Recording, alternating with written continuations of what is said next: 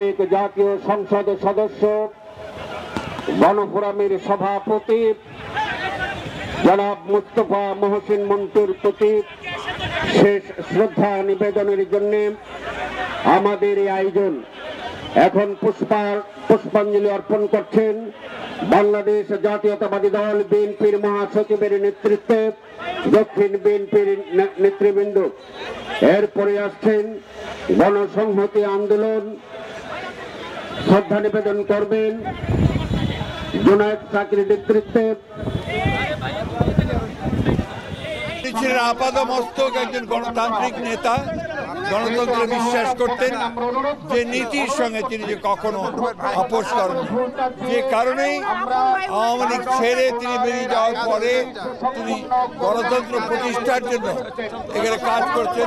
মন্টু ভাই ছিলেন বলা যায় যে একটা সাহসের প্রতীক। যে কোনো জায়গায় ওনাকে আমরা ডাকলে, বিশেষ করে সাহসের জায়গায় মন্টু ভাইকে আমরা সবসময় খুবই প্রম্পট পেয়েছি। আমার শেষ দিনগুলো মন্টু ভাইয়ের সাথে অনেক স্মৃতি আছে। মন্টু ভাই খুব অসুস্থ ছিলেন, আমাদের একটা অনুষ্ঠানে উনি গিয়েছেন, তখন উনি অক্সিজেন নিচ্ছিলেন, মানে দেখে মনে হচ্ছিল উনি খুব অসুস্থ।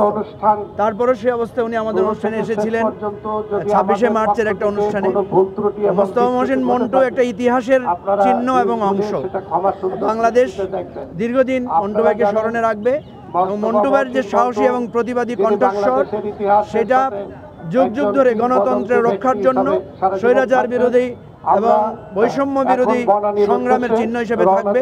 যে কয়েকজন গুরুত্বপূর্ণ সংগঠক ঢাকা জেলা মুজিব বাহিনীর প্রধান মোস্তফা মহসিন মন্টু তাদের মধ্যে অন্যতম, এবং সেখানেই থেমে নেই। এটা যখন 71 সালের সাবেক জাতীয় সংসদের সদস্য, সেই মুক্তিযুদ্ধেও তারা গণফোরামের সংগ্রামী সভাপতি এবং তার পরবর্তীকালে জনাব মুস্তফা মহসিন মন্টু তিনি তার ভূমিকা রাখার চেষ্টা করেছেন।